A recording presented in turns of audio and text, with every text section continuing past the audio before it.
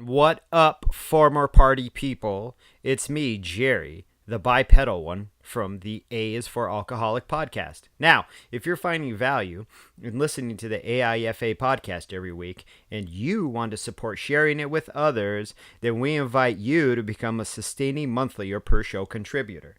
Go to patreon.com/AIFA. It's super easy and it only takes a quick moment. It's about as easy as buying a pre-cooked chicken from the grocery store, taking it outside, giving it a big old kiss, and kicking it into traffic. Why would you do that? Anyway, you do you, and I'll do me. Again, go to patreon.com/AIFA. Okay, let's start the show. A is for Alcoholic is a program about recovery. My name is John, and I'm an alcoholic. And my name is Jerry, and I'm an alcoholic. Join us as we go through the alphabet of alcoholism, one letter at a time. So I want to talk to you about our sponsors, Jerry. Okay, you know our sponsors. Fine. Okay, fine, he says. But for those of you listening, you've tuned into the Ace for Alcoholic podcast. You probably know that because you clicked on this wherever you listen to podcasts. Yeah, it's not like you accidentally are listening to it. I don't. Maybe it's in the room. I have no idea. But you're like, oh shit, I do have a drinking problem. No. But I wanted to talk about our presenting sponsor, Green Camel Press, and what it is. And it's myself and my other partner. And we do a lot of different art stuff. We make greeting cards. We do what we like to call digital doodles. We do custom ones for anybody who's interested. And I'm currently offering, if you buy a t-shirt, we'll do one for free. And what is a digital doodle, Jerry? Say you want to... What? I don't know. Tell me. I'm real curious. Yes.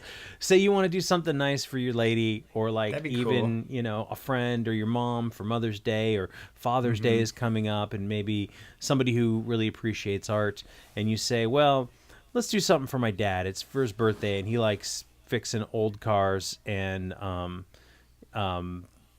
don't know what else he likes to do. He likes the color blue.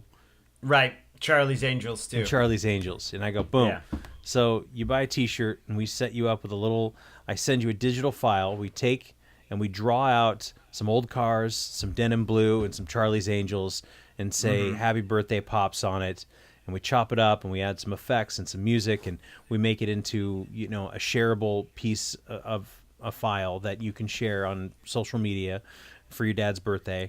And then you have that. So it's like a personalized e-greeting card.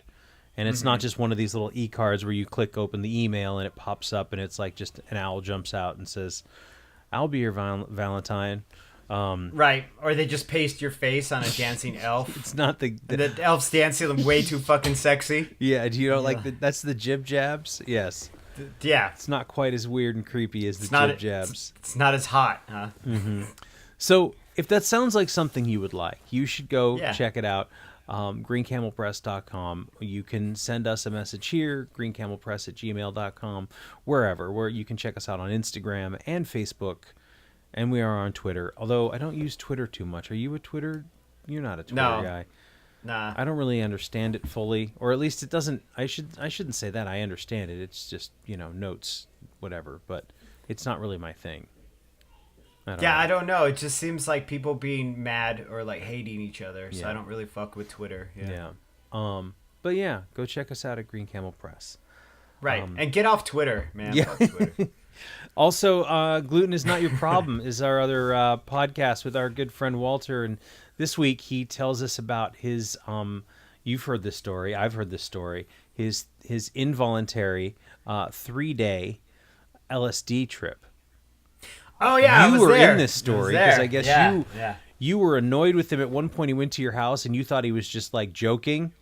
No, I didn't. I thought he was just being eccentric Walter. He got dosed at my birthday party. Yeah. That didn't come up that it was at your birthday party. It was my birthday party, and then I don't know if he told the whole story, but someone dosed him. Yeah, he got dosed at my party, and then stuck around my house because he was so damn high he couldn't leave, and so he lived with me for 3 days. He left all that out where he was just like... Oh. He didn't sleep for those... I mean, he slept maybe in just tiny bits. Like, it hit him like a train wreck. But yes, I did get annoyed. I was like... being an asshole. What the fuck, dude? But you didn't know that he had been dosed.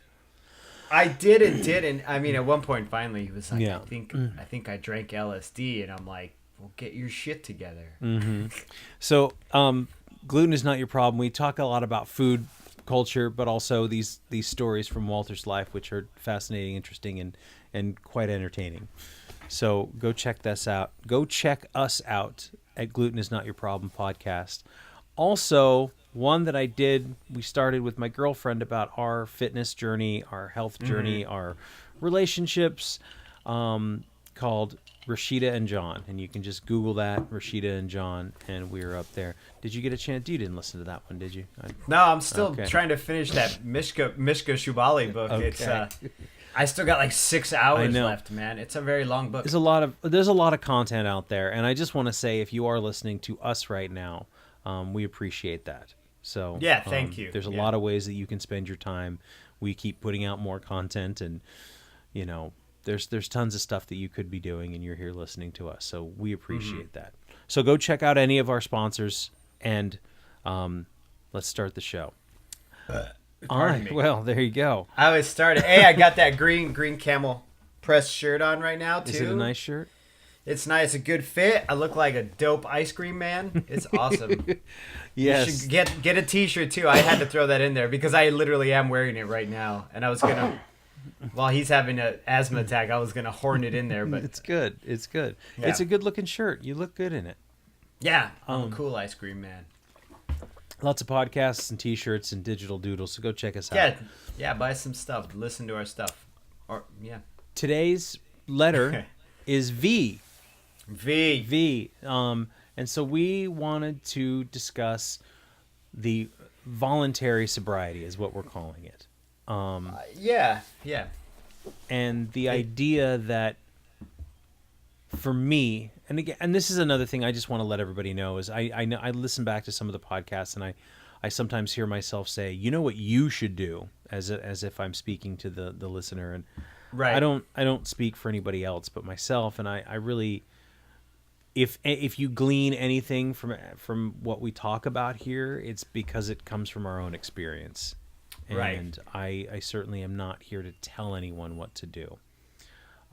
Which I think goes in line with the idea of it being a voluntary thing. Right. Because I know for me, there were many, many signs and decades, well, maybe not decades, but a decade plus, there were years where when I was drinking, there were signs that I should have stopped. People had constantly told me I drink too much.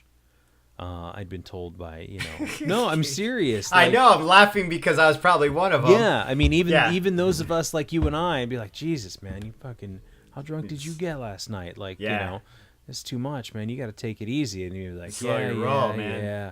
Tie your shoes, man. You're tripping. Yeah. And so it wasn't until I was ready and I was willing and I volunteered to be sober did it stick. And I don't think, I'd only tried maybe 3 times to take a break, but I had every intention of starting back up. I think there was a time I took a couple months off. There was a time I took a month off. And I think there was a time where I took 2 weeks off that I can remember. Right. Did you ever take breaks? Yeah, I did actually. And it's funny you bring it up because my first long break was involuntarily. Mm-hmm. It was involuntary. Involuntary. Because I had broken my leg and they had me on Percocets and I guess I could drink on the Percocets, but I decided not to. So I was sober, not sober, I was alcohol free for about 10 weeks. Wow. And but I was eating a steady stream of fucking Percocet the entire time though. I was just like, the circus is in town. Brought all its pets. The circus pets. The circus pets, yes. Yeah. Did you notice, I mean, even I guess you have a broken leg and you're high on Percocets, you're not really noticing much other than just trying to get through the day. But you Go ahead. Oh, I was just going to ask, you didn't notice anything, there was never a point where you're like, oh, this feels good, I'm not drinking alcohol. I didn't think about the alcohol. I would miss it, but then I was so fucking loaded on Percocets that I didn't, I wasn't thinking of anything. Yeah. You know what's funny is actually, I was listening to that podcast with Craig Ferguson and Pete Holmes. Pete Holmes, right? And Craig Ferguson was talking about how he had taken a break from alcohol, and he had taken that. His girlfriend said he was doing so well he could have that glass of sherry, and he had that glass of sherry, and he had this like religious experience. And I didn't drink for 10 weeks, and my ex-girlfriend and I went to the coast. And I was like, oh, well, I'm off the perk. I've been off the perks now for a couple days. Like, I think I can drink. And she's like, you should have a cocktail with me. And man, I had that first whiskey and Coke, and I had literally had a fucking religious experience. And when he was talking about it in that podcast, it really gave me goosebumps because I experienced that same thing. Tell me more. Tell me what it was like. Like, where were dude, you at? It was fucking okay. So we were on the Oregon coast in Florence, staying at Driftwood Shores. We were in the big. We were in the restaurant with all the big windows overlooking the beach. I think I've been there. Yeah. Yes, but this was at night, so you could just hear the waves because it was a nice night, so they had the windows open. And I took that first sip of whiskey and Coke, which was probably their well. It was probably like Brokers or like Beams, like that Beam 5-star or whatever, 8-star. But yeah, dude, and like I don't want to bite Ferguson what he said too much, but it literally was like it hit my tongue and like angels sang. Like I fucking cried. I straight up, like I didn't weep, but I teared up. I turned red and got ruddy, and tears came out of my eyes from tasting this alcohol, right? And I literally thought, oh, you're back. What's up, old friend? It was like seeing your best friend at the airport after not talking to him for years. It was fucking crazy, right? And in that moment, I was like, oh, I'm a fucking alcoholic. Like, this shit is real. But it was still romantic to me then, I was still Charles Bukowski. I was still fucking Hunter S. Thompson. I was still that dude. So and it started really right back up. It started right back up. I mean, I drank like 5 more. I drank 5 more, and then I remember running on the beach, shit-faced, being like, I can run! Because I couldn't run because I limped for like 3 months. I limped for almost an entire year. I broke my leg so bad. And woke up, my legs sore as fuck from running, hung over, just sand everywhere. It was, it just that experience when he mentioned it, it gave me goosebumps because I've been in that seat where I had not had any for so long. I had denied myself for so long, and then when I finally had it, it was like this chemical explosion in my brain. I honestly, to this day, I don't think I've experienced anything quite like that. I felt joy, I felt elation, I've felt these huge, giant, operatic emotions, but nothing like that. Like, that was the weirdest thing ever, Would you, but that's not something you would ever trade in for anything you have now. No, because it's so short-lived, man. It really is. It's like comes a with fire. such a cost.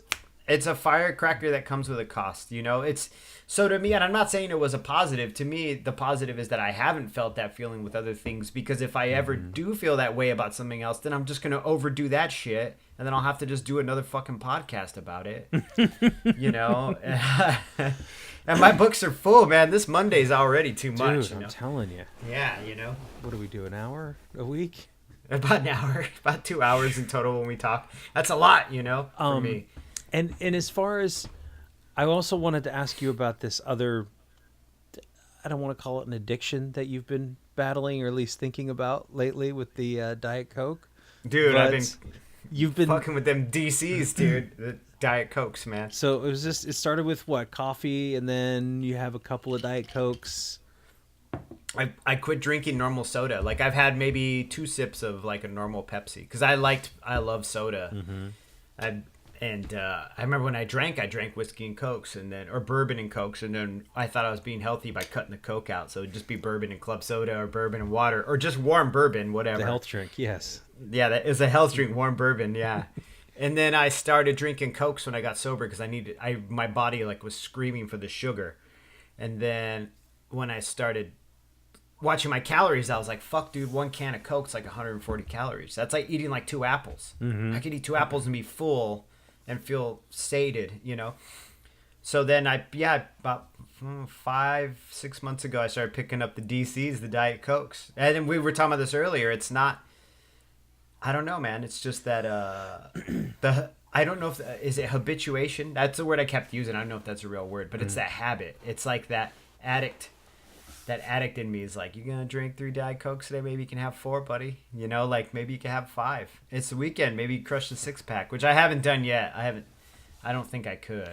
But the idea that you're thinking about I'm it capable is of it. Yeah. that there may be a pattern or a habit that Dude, you don't want to be a pattern. Yeah. Yeah. That you don't want to be stuck on. That's the one thing about recovery that I've noticed is that I see the patterns now in things I do compulsively. And then I realize, oh, this isn't just an alcohol thing. This is a Jerry is compulsive about shit thing. Yeah. I'm compulsive about shit that makes me feel good. It's just my particular flavor happened to be bourbon and fucking Camels. You know, Camel cigarettes. You know, like, you know, it could have been any number of things. But yeah.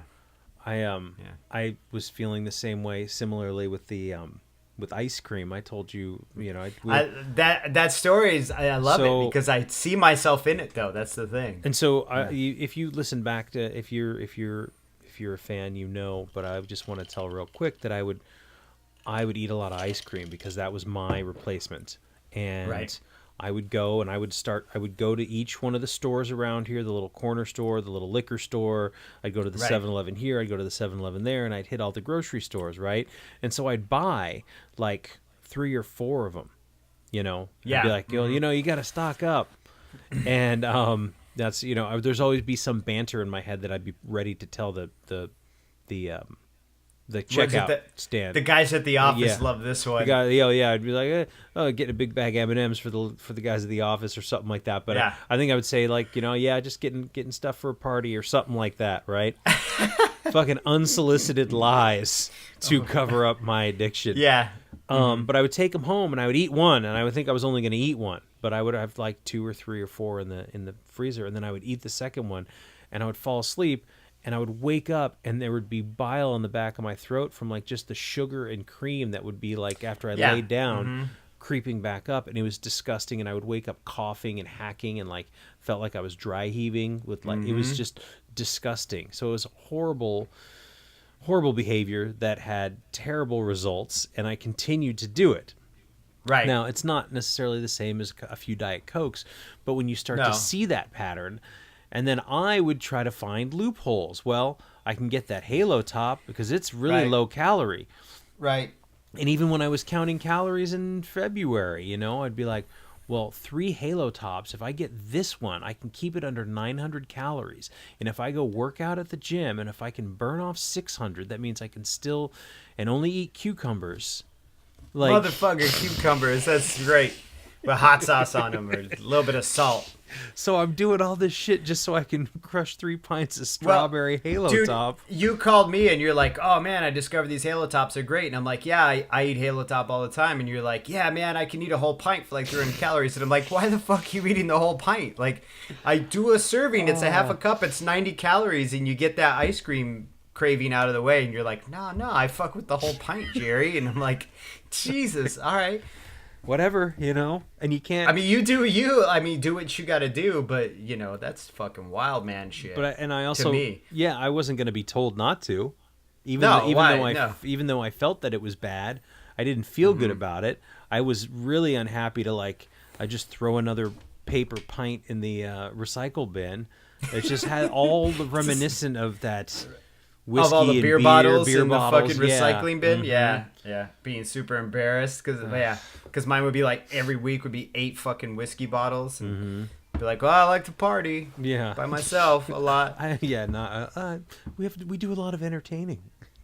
A lot of entertaining. And so just that it became, even taking ice cream, like I had to say to myself, I'm done eating it. I'm finished. I have to stop.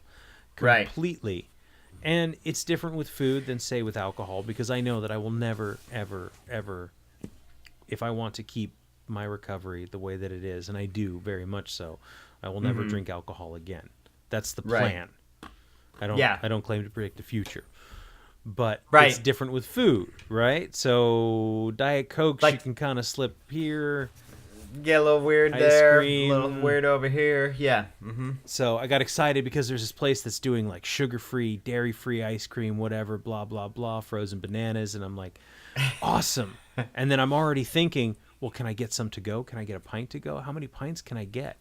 Where is this you're plate? gonna relapse on ice cream, dude. You know, You're gonna have ice cream in your mini fridge in your closet.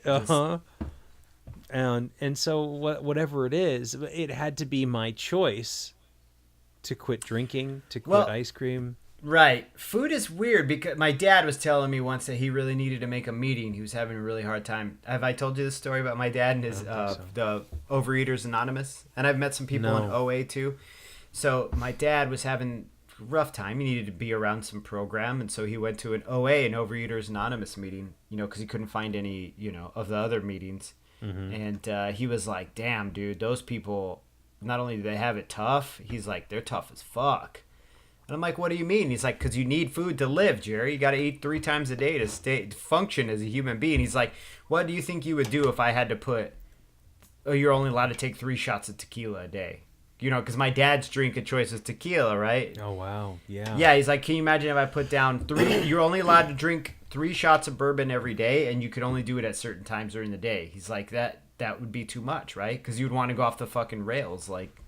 Yeah. Right. So he's like, so you want to go to a good meeting every once in a while? You should get your ass in an OA meeting, and that's some sobriety right there. That's some like recovery. Yeah. Yeah. That's crazy. That's a great point, and I never thought about that. Right. That's because you have to. It's controlled eating, which controlled drinking we know doesn't work for us. I just don't even want to think about controlled drinking because it's just, nah, dude, fuck that. I can't. If I think about it, like my brain like just turns itself in a knot, like. I would be so stressed out and anxious and worried. And right. I mean, already I'm thinking I'd have to hide it from people. And if I only did this, and I couldn't hide it from everybody for long enough for it to be, right. It would fall apart too quickly. Mm-hmm. Way too quick. So. Right? I think the quality of this podcast would go downhill. Yes, it would very much, very much. Ugh, so when you try to approach somebody or say you want to talk to somebody or you know people in your life, your friends that drink too much, that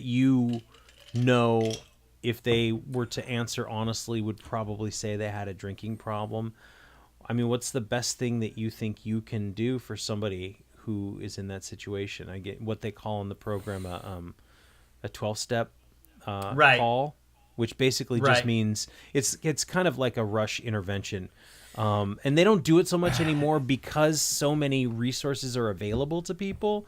It's definitely something from like the 90s, the like 80s, my dad's the 70s. fucking, like they would my dad's old. Basically go kidnap a drunk guy and put him in the truck and get him to a meeting or a detox center or rehab or whatever it is. And so remind me of what AAers, I know we're not, whatever. What AAers remind me of fucking vampires, right? Mm-hmm. Because technically they're not supposed to really come around until you invite them in.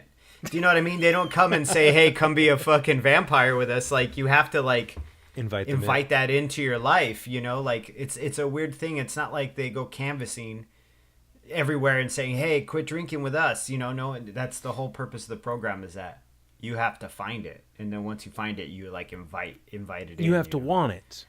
You have to, but it's not even like, it's weird, right, to think about it. Okay, because you bring up intervention, which is really interesting, because that was the other thing I wanted to discuss as far as voluntary sobriety, right? Because I think every sobriety at some point when recovery becomes maintained, it becomes voluntary. Yes. Like even if you get stuck into like a Johnson unit or a Buckley house or a place to dry out, you don't want to be there, and they put you there in shackles, and then you leave there and decide to maintain that recovery and that sobriety, then it becomes voluntary, right? So at some point, sobriety becomes voluntary at any point when you decide to maintain it, right? So with interventions have always interested me. They always have, right? Because it's like this person needs to want it. Do you know what I mean? And maybe sometimes them hearing how bad it is to those people around them, how bad it's affecting everyone else, maybe that is what shines the light on them. But I've also been, in active alcoholism, and they would have intervened. I've had, you know what I mean? If they would have intervened me, I would have been like, fuck that, I'm sorry I hurt everyone. It'd be another thing for me to feel bad about while I was getting fucked up. to be honest with you. I hear that. Yeah, I wouldn't have been receptive to it. I wouldn't have. I don't think so either. I mean, I and again, I can only imagine, but I would have been just going, "Oh, I'm really sorry. I'm really sorry. I'm really sorry," and I can control it, and I'll be fine. They'd be like, "So we can get you on a plane right now to Passages in Malibu. What do you say? Right now we can go." Oh, you mean right now? Right now? Like you mean right now? No. Oh no, I can do it in a couple days. No, I can't do it right now. You know, like yeah. Yeah. So I don't know. I mean, I've never been that close to somebody, myself not included, who could have. There have been moments in my life where I wish somebody would have come, I think, and picked me up, just because the hangovers are so horrible and frightening and, yes, and hellish, yeah. and just like puking and just my head would not stop pounding all day long. Like wake up at 8 a.m. and it just pounds until you finally fall back asleep at like 11 o'clock that night. Right. But I don't know what the right answer is, because if somebody I knew, and let's say that I have a friend who drinks too much, and I know drinks too much, and probably does drugs because they drink a lot and early in the morning, I don't feel like there's anything I can do necessarily other than to live by being a good example and still being a friend. But that's enough, I think, sometimes. I honestly do, right? Because I feel like it's not, me personally, it's not my job to go out there and right your wrongs. You know, like but I have acquaintances who, you know, have drinking. I have lots of acquaintances who have drinking issues. I'm an alcoholic. Most of the people I know and love are former drunks, you know, or currently being drunk, you know.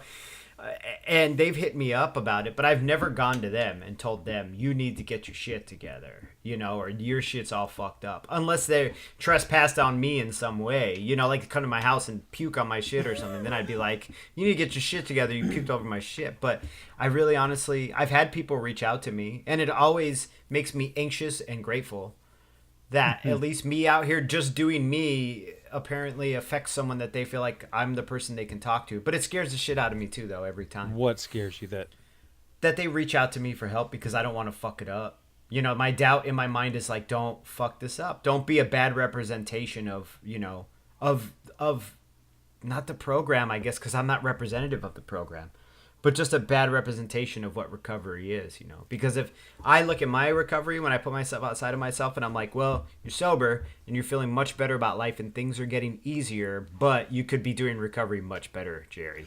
But I'm also very critical of myself, so...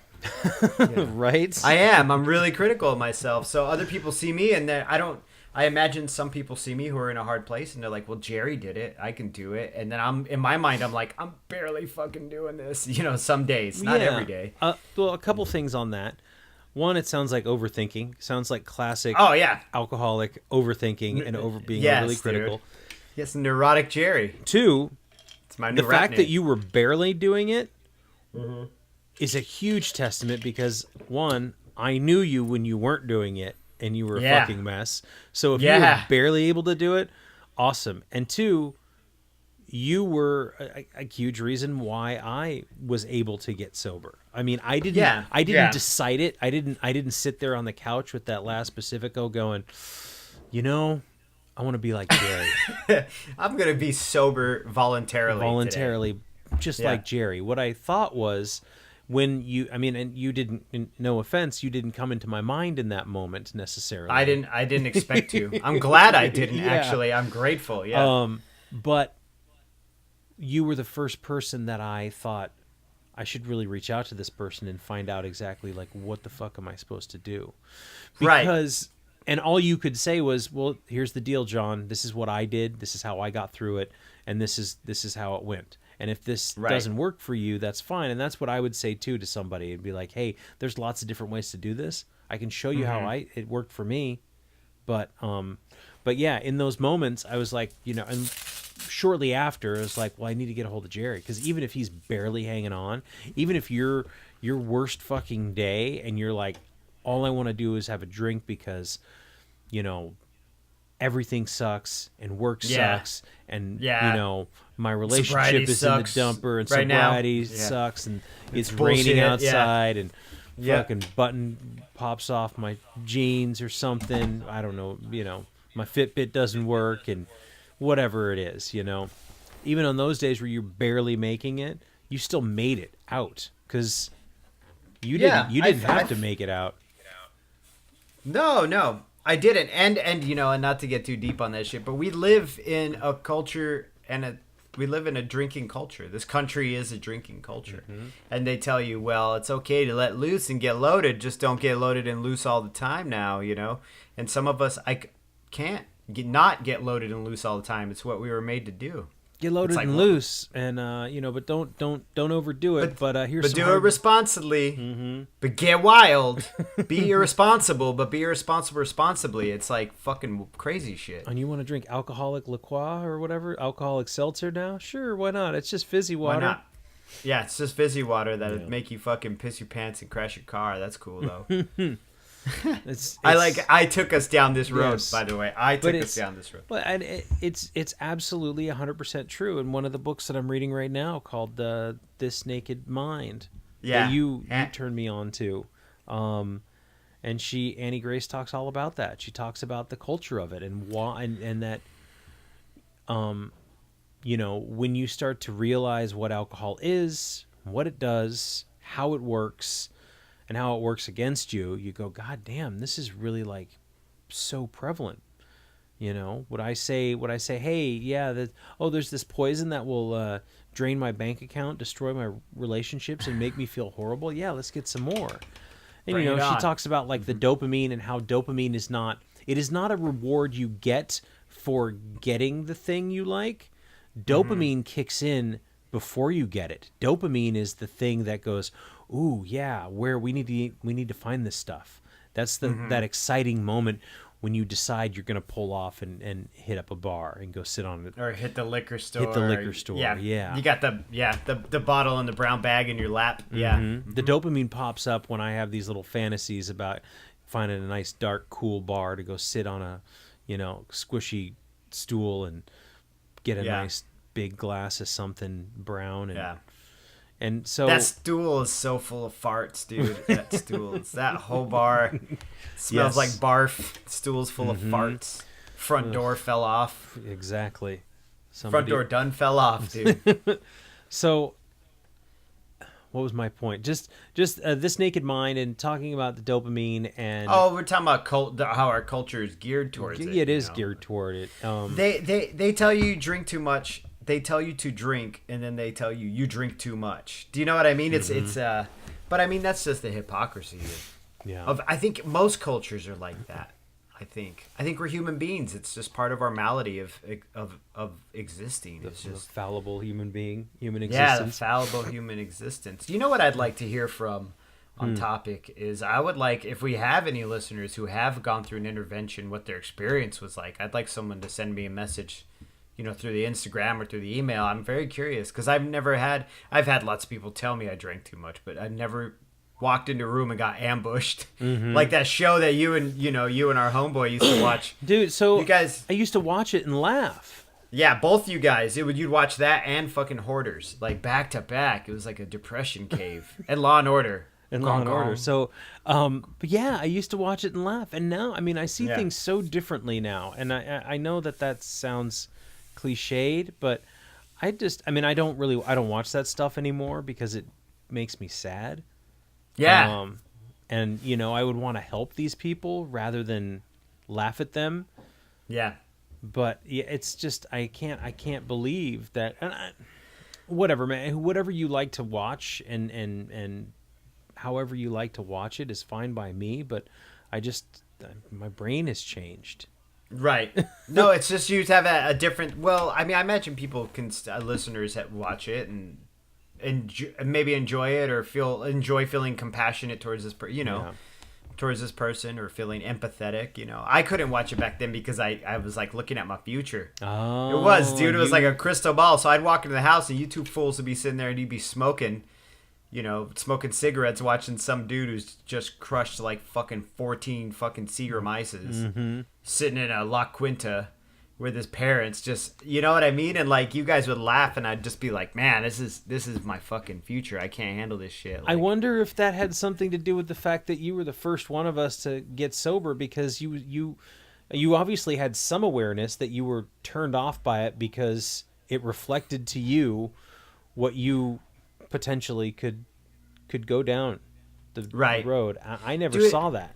it all changed after Olive was born. Yeah. Like it all changed after, and even not even when I got married, that was fine. I was like, you know what? I told my wife, like, I'm a fucking drunk. I might die drunk. I don't know. I just know that I drink, and that's what I do. It's I punch in. I get fucked up. I'm sorry if I'm mean to you. You said I'm this to sorry her? if I'm mean. Yeah, straight up. Like I was very honest with her. But we were both drunk. She was drunk too, because Yeah. she would try to keep up with me, and then she'd be like, "Oh, I'm normal. I'm not like you," and I'd be like, "I'm a fucking drunk. I might die this way." I had no plans on getting married or being with anybody. I just wanted to keep doing this until my body fell apart. But then Olive got born, and it really changed. It just changed my perspective on all the things. I was like, "Fuck, I'm responsible for this person now." Yeah. Like, fuck, I gotta make sure that I don't fuck this kid up. Like. Yeah. So I think that's around the time that I'd come over to the house, and you guys would be watching this wild shit. And I had like a little baby at the house, and I was like, I still drank. I mean, I drank for 4 more years after that. Yeah. Yeah. But I think that was it. It was that one perspective shift. And then going into recovery, there was another perspective shift. You know what I mean? It's like you just gain more and more focus with each perspective shift, Until it comes down to the point of having to say no permanently. Right. But even I don't think of it permanently still, dude. Like, No. I No. Let me rephrase, not permanently, because we can't. Again, I can't tell the future, but right. The daily reprieve of saying I'm not going to drink today. It's right? my maintenance, It's like because if I start thinking, even now, I'm almost at 5 years, and even now, if I think about the permanent aspect of it, it kind of gives me vertigo a little. Like I'm like, oh, that's kind of big, But if I'm like, man, just today, maybe, you know what, today and tomorrow, like I'm already into tomorrow, like, okay, the next 2 days, next 48 hours, I think you'll be all right, Well, yeah, I got But plans who tomorrow. knows, I got to man? keep, so I can't. I gotta do this podcast once a week, That's my second. I'm just joking, by the way. I love doing this podcast. Do you This think fucking ride. do you think if you relapsed, you would still come do this with me and talk about it? Or, I mean, I guess it would depend on the relapse, but I've thought about that actually. Me I'm like, too. if I started drinking again, would I still go on with John and be like, this is what active alcoholism looks like? Although I don't know if that would be Be helpful. beneficial for everyone, because we all know what active alcohol looks Yeah. like, because we've all been there, At least you and I have.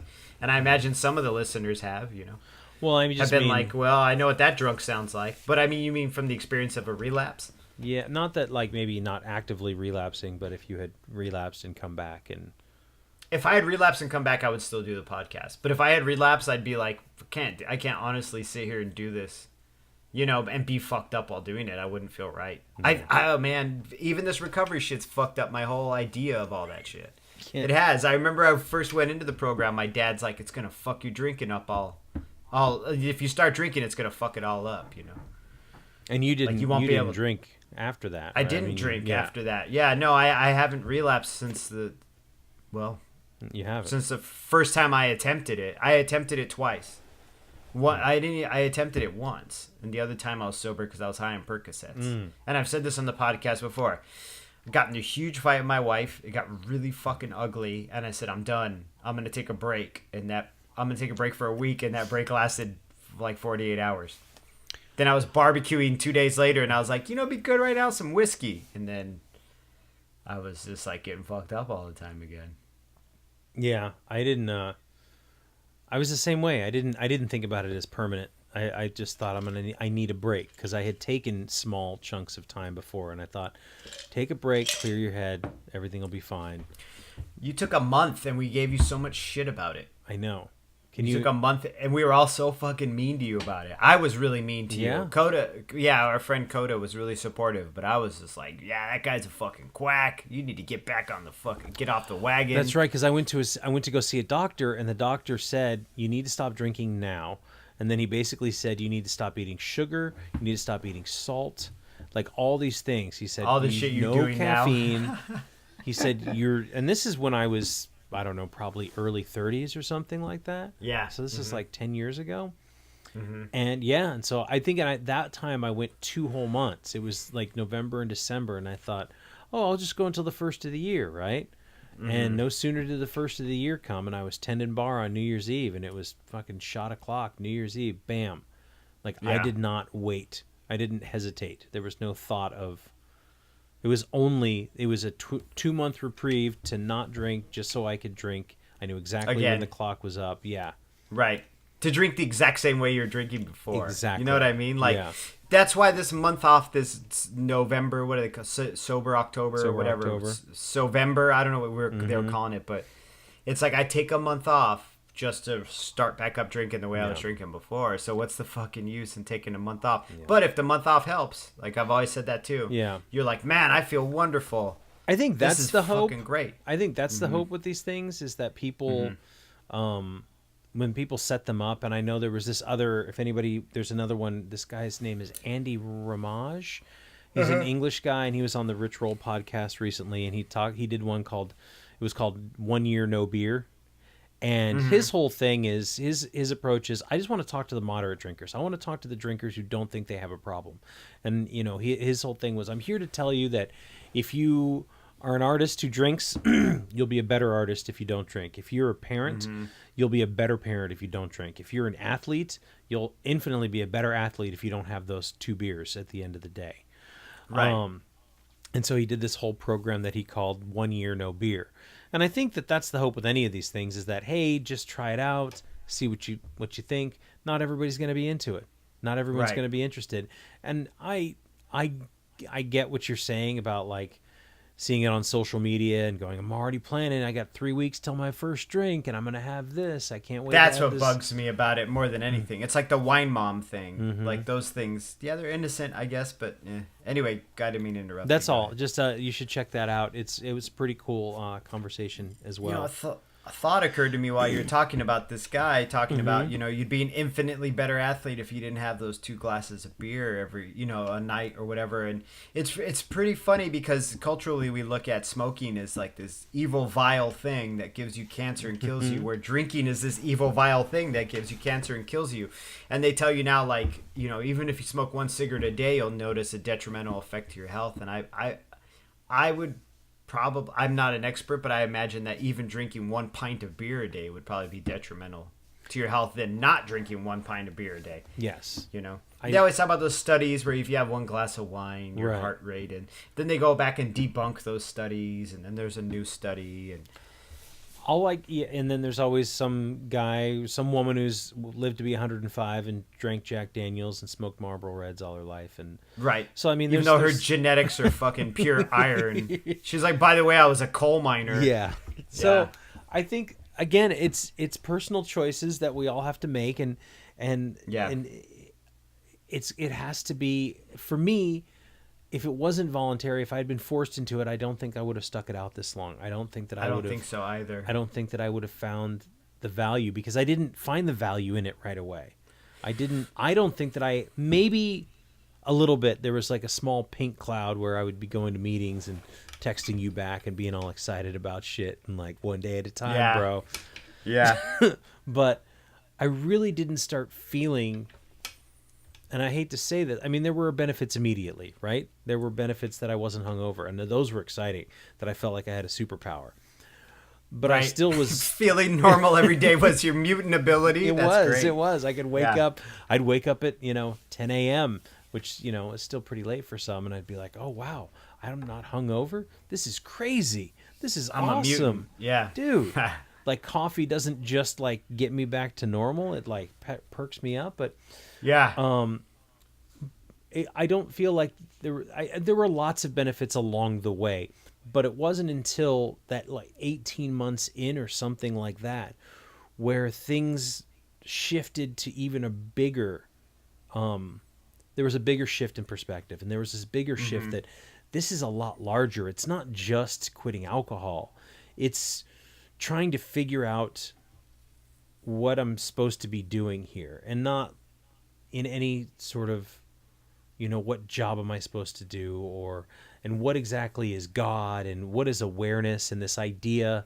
And I'm reading the Pete Holmes book, which called Sex, God, Comedy, I think it's called, or Sex, Comedy, God. Like that, yeah. It's really good. but he talks about awareness and meeting Ram Dass and all these things. And I've been getting excited with, recently with these bigger questions and bigger ideas and how can I be a part of something bigger, greater than myself, right? Right. So all these things that in my particular program, I'm handed a book and here's everything right here. And I'm like, yeah, okay, great. Okay, so what am I supposed to do right now? Because I don't want to read this shit. Yeah. Things start to come together and I'm going, oh, so it's almost 4 years next month, right? So it's a little over 30 days. And all these other things that I was reading back then are now starting to make a little more sense to me. And that's where I think the idea that I need to stick it out for another year, right? So, or just another day. But, but when I look back on my sober history and I see these little jumps and these little steps, and I see some missteps too. I see a lot of that period, that summer. I think it was the summer of 17 or 16 I was, and I was like, I'm fucking done with this. I can do this on my own. I don't need to feel obliged to no one. And I didn't. And I was fine, and I survived, and nobody was concerned. I won't say nobody was concerned about me, but nobody was keeping tabs on me, and nobody cared if I was reading my book or going to my meetings or whatever. Right. Mm-hmm. So these all had to be choices I had to make, and it I can't imagine it being any other way now because it all taught me something. And I know this sounds so corny to say, well, this is not what is this bad thing teaching me? It's right. I don't think that sounds corny, but I know where you're coming from. We're all told that there's no mistakes, Jerry. There's just lessons in life. And it always comes off as some pithy platitude, right? Yeah. Mm-hmm. When I start to make that shift and I start to feel that way, shit really does feel better, right? I mean, yeah. it does, yeah. I had a really shit day the other day, and I was like, the cloud came quick, and I had I just had this. I don't know what exactly set me off. There was something about when I was working on the podcast with my girlfriend that we're putting together in the vlog, and I put something out there, and she was like. She just said, hey, this is both of us, so I really need you to, take that into consideration before you release something out into the world. And there's nothing wrong with that. That's absolutely 100%. If we're doing something together, please just run it by me first. And it set me off as in, well, look at all the fucking shit that I'm doing, and I can't believe you didn't appreciate me. And she didn't say any of this. She just said, hey. And I didn't say this to her, but I felt this, right? You thought it. I thought it. And then I had to go to work, and I was having a particularly shitty day at work, and it lasted all day and all night, and I came home, and I was like, what the fuck am I doing? And what is any of this worth? And who's listening to any of the stuff that I'm putting out here? And blah, blah, blah, which... Right. This is not... None of those things were true. And I woke up the next day, and I felt a lot better, and it was just a bad day. And I didn't, but never once did I think about drinking. Well, I thought to myself, a drink would fix this, but for a minute, and then I would be in worse trouble. Yeah. So, when I think about being voluntarily sober, I think about all those things. I think about the reasons why and the things that I might come to expect, like the positive things.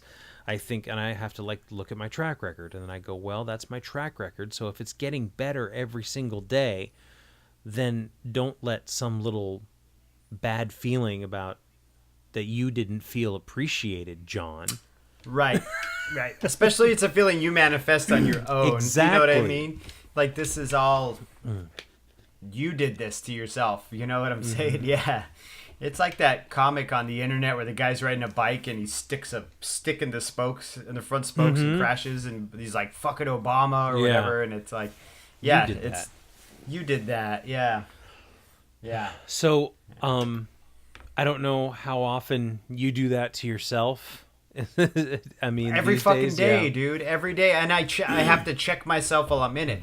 I have bad days all the fucking... I'm made of bad days, man. But it's not even the entire day. I get 2-3 hours. It's usually at the end of the day when I'm hungry or lower blood sugar or just feeling really overwhelmed. I mean, this move has been joking with someone last night. I'm like, fuck, I only had 2 meltdowns on this entire move, so we're doing great. Like, I only had 2 mini nervous breakdowns where, like, my wife, like, we were on the phone. At one point, she was getting so irritated with me, she just fucking hung up. She's like, I gotta go, and hung up on me. And it was because I had locked myself out of the old house, which was, like, a mile away, and I had to walk all the way up to Olive's school to get the keys from her and walk back. And that's not how I wanted to start my day, walking 2 miles before walking another 8 all around the house, you know, painting and filling in holes and shit. I think I logged almost like 10 miles that day on my Fitbit. Jesus. And so it put me in a real shit mood, and I was like grouchy, and yeah. But I did it to myself, you know, like, and that literally was like the worst problem I've had in the all month, that I locked myself out of the house and had to walk 2 miles round trip. That was my worst problem. So I had to put that in perspective. You know, I'm like, look at your worst problem this month. Yeah. You know, fuck, dude. You know, Yeah. your power's on. You didn't fucking punch anyone drunk. You didn't cheat on anybody drunk. You didn't set the house on fire. You didn't crash your car. Like, you're doing all right, dude. You had to walk 2 miles, big baby. Your kid doesn't remember you being drunk. Not at all. Yeah. Yeah. You know, so it's huge. And there's this other thing that I learned. I was reading that in that Pete Holmes book, and he's actually it's a trip, man. He's a trippy dude. Like, he's a super fucking spiritual guy. He tells this story about going to reading Ram Dass and meeting Ram Dass, who's this super spiritual guru dude, right? And and I don't know all the stories, so if I'm saying anything that's misrepresenting Ram Dass or any of that stuff, I apologize. But his thing was, he said, hey, go ahead and sing Happy Birthday in your mind, just to yourself for a second. And then he said, now who's listening to that? Mm-hmm. If you're singing it, who's listening to it? And that's the awareness. That's the thing we're all that I'm trying to plug into. So if we can find and plug into that awareness, then everything else is just static, and we can listen to it, and we don't have to be a part of it. And it's sort of that idea of, you know, when you try to sit down and meditate and all you can do is think. I'm going to try not to think. And then all you do is think. You just attach to the thought. Yeah. But if you can find that level, and I kind of try to imagine it somewhere above my head, of like awareness and just being aware, you know, what sees out of your eyes, Jerry? What is seeing behind your eyes? That kind of stuff. It's like the passive observer that lives in your mind. Yeah, right. The passive observer. So everybody has one, and it's all connected somehow, and so this is something that I've been kind of thinking about a lot lately, is how do I tap into this awareness? I don't know. I mean, that's as far as I've gotten. Right. I'm just looking at you blankly because I'm like, I don't fucking know, man. Good luck.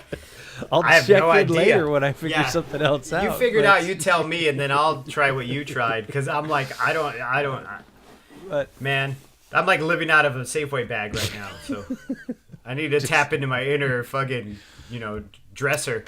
Jerry's upset because well, he's not upset, but Jerry doesn't have anywhere to put his shampoo bottles and his hair care products. So it's fucking me up. They're not even mine. I don't have any. I'm out of shampoo. I have to go buy more. It's all Megan's stuff. But I do have stuff like my pomade and stuff. But I found drawers for that. But I am upset that I don't know where I can put the 10 bottles of fucking sunscreen. Why do I have 10 bottles of sunscreen? You should just mix them. Do like a little blend. Just one big bag of it. It's all going in a Safeway bag. I'm gonna find an old plastic one, because in Eugene they don't give you plastic bags, like I said earlier. Yeah, they don't really give you. Just in a produce, one of those fruit bags they give you. Just mix them all in a bag, exactly. Tie it up like a pastry bag. Yeah, exactly. Yeah, exactly. Olive, come on over here. It's sunny out. If you're gonna go outside in the sun in Oregon, we need to give you the old mixin', the fixin' and mixin'. Fixin' and mixin'. Yeah. But yeah, man. I mean, if your biggest problem is you had to walk 2 miles, you're supposed to walk 2 miles today, Jerry. Yeah, what the fuck? Yeah, exactly. But it upset me, right? Yeah. I got frustrated, and then my wife called me, and I changed a plan. Or no, she just dictated a plan to me, which I had assumed had changed from the original plan. Mm-hmm. And I was like, why are you adding extra shit to my day that I don't need? Don't you know I just walked 2 miles round trip to come back to this house to paint over spackle holes? Don't you know that I'm moving out of this house right now? And she's like, yeah, motherfucker, I'm moving out of the same house. Do you know what I'm saying? So, after it all went down, I really sat down and was like, man, like you were really feeding into that like little voice that it's, for lack of a better term, it's that bitch voice. And I don't mean that in an offensive way. If you're a bitch, good for you, I guess. I don't know. But it's that bitch voice in my head that's always like, oh, it's too hard. It's too much work. Why you have to do this? You know, and it always creeps up when I'm weak, when I'm feeling like emotionally weak or physically weak, like feeling, I relate it to like having a low immune system, but having the mental version of a bad immune system. You know, like your immune system's low, but mentally. Mm-hmm. So then those negative thoughts creep in. So there, in turn, is what I've always kind of related relapse to myself personally, is that if I let my mental immunity go down, then I'm more susceptible to my disease. You know, it's just like having, to me, it's just like having any other long-standing type of disease. You know, some autoimmune disease that only, you know, you get the flu and then all of a sudden you're on your fucking deathbed, you know, or like any of those types of diseases, you know, like that are just, what's the word I'm looking for? Just that lasts the rest of your life. I know there's chronic. A word for it. Chronic. Thank you. That's it. And not Dr. Dre's Chronic. No, Boo. that's a good album though. That is. I don't like West Coast gangster rap. No, I was the East Coast guy. But anyway, I even like Chronic 2000. I didn't like any of the Chronic albums, man. I fucked with Wu-Tang. I fucked with Redman. Like, I liked East Coast shit a lot more. The 90s were crazy for me, dude, because I grew up on the West Coast loving the East Coast. So two things about what you just said that I heard. As far as I understand it, there are literally only so many good decisions you can make. You get decision fatigue in the course of a day, right? You've heard this? Have you heard this about this? No, I've never heard this, but it's an interesting thing. So the more decisions you make, the more fatigued the decision part of your brain gets. I don't know the exact terms. I am not a scientist, but right. I need to look this up because I'm please gonna do have your a conversation homework, with my wife about this and be like, look, science says it. I'm gonna look some stuff up for you too. I'll look it up, but. So by the end of the day, if you've made all these decisions, that's when bad decisions creep in, you know, and you go, well, fuck it. That's when you say, fuck it. I'll just drive through Jack in the Box. I don't want to cook dinner or. Yeah, oh yes. Mm-hmm. I know that one. And so I have to be, very aware of those. And when I'm in those moments that I kind of just say, you know what, I don't have the capacity for this right now. Whatever that may be. And that's okay too. I can't really make decisions right now. We're just going to have to not. But also when you say things, I heard you say, my wife changed the plans on me. And this is a classic alcoholic thing for me and my alcoholic brain is when things don't go my way, when I am forced to do things involuntarily, when it goes against what I had planned for the world around me and my day to go, I am fucking angry. I am frustrated. My hands go up and I can't do anything because fuck it. We'll just go have a drink because this is not the way that I wanted. It's not my favorite way to go and do things. And so it's just interesting when you telling that story, I was just like, that's exactly my alcoholic thinking is it's not going my way. Mm-hmm. And I don't know exactly how you learn patience other than continually practicing it. Honestly. Thank you. Yeah, because like for me with patience, and I'll always have this idea in my mind in my recovery that one day I'll be here, one day I'll be here, one day I'll be here, you know, and I think in early recovery I thought it would just happen suddenly, that I would have all these epiphanies. Mm-hmm. And I realized the epiphany doesn't really, it's more of a realization now that I'm like, oh, that happened really slowly, but it happened. It just takes time, you know? Like, all of it takes time. Dude, it really does. Today, maybe yesterday, like, I lift dumbbells in the morning now, kind of as like a little, to wake me up. And I kind of just do, I don't know, like 20, I don't know, 2 reps at 15 or 20, something like that. Let me know if you get serious. I got some some YouTube videos I can send you that are corny as fuck, but they're helpful. Okay. And the last couple days is the first time where I felt like I wasn't just lifting, like my arms weren't in, I don't want to do this. And I would just do it till it hurt and then I put it down.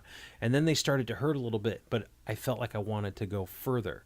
And so when you talk about those epiphanies, I had to lift weights begrudgingly and intermittently and not consistently for I don't know how many months. I've had these dumbbells for years, but for the last 9 months, inconsistently, poorly done, and neglectfully, to get to a point where now it's like, oh, that's how it's supposed to feel.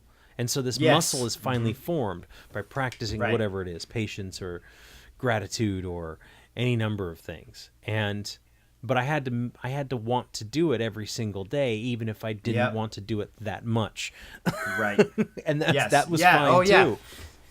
It gets to the point where you start looking forward to it, which is once again like even practicing in recovery, right? Yeah. You look forward to like, oh, I get to like live my life today. Maybe this will work. Yeah. Even something as simple as that, man. Just living your life. I went out and I did a little run this morning, and I felt the same way where I was like, just get out there and man, maybe I'll just do a mile and I'll just come back. And then but like after that first mile and things start to like flow and you're like, oh, well, why would I want to stop now? Like this is just getting good. So what? No, go ahead and then I'll ask. I was just going to say making that first decision for me to get up and out of the house led me to feeling good, even though that decision was not one I wanted to make. Right. Yeah. I still did it, regardless of how I felt. Once you get over that hump of reluctance, it becomes something you look forward to, you know. Did you see a guy who was having a business meeting in the woods today or something? Is that what you were talking about on Instagram? Like you saw a guy in a suit, like a Van Housen shirt? No. No, this is okay. I'm glad you asked me this. So I went on this hike yesterday, and I prefer the hikes to the city runs and being up and down on the sidewalk. They're fine. They're great. They're important. But I went on this hike, and I'm hiking up this hill, and it's got a pretty steep grade, and it's got a trail, but it's also kind of paved for some kind of small vehicle to get up to the top if need be for whatever reason. And I'm going up, and I'm having a tough time of it, and I'm kind of trying to trot a little bit, keep up a good pace, and this guy comes barreling down, and I just read this book I told you about called Born to Run, about the Tarahumara, and they're this Mexican tribe of runners. And so this guy, and he's got this dark, like sort of bronze complexion, and he's got the shoulder length black hair, and it's kind of like how I imagine these Mexican Indians would look, right? And he's got a big smile on his face, and he's got a dress shirt and dress slacks and what I appear to be dress shoes, not sneakers. And his shirt is tucked in, his tie is still up to his neck, and it's just kind of thrown over his shoulder. And he's running, and he just gives me a smile and keeps running. And I'm thinking, like, what's he doing up here at the top of this like weird national park? Like, he didn't look like an employee. His dress was so out of place, and I was like, is this one of these like runner dudes? Tarahumara? Like I don't know. The spirit of this Tarahumara, dude. You're having that magical thinking.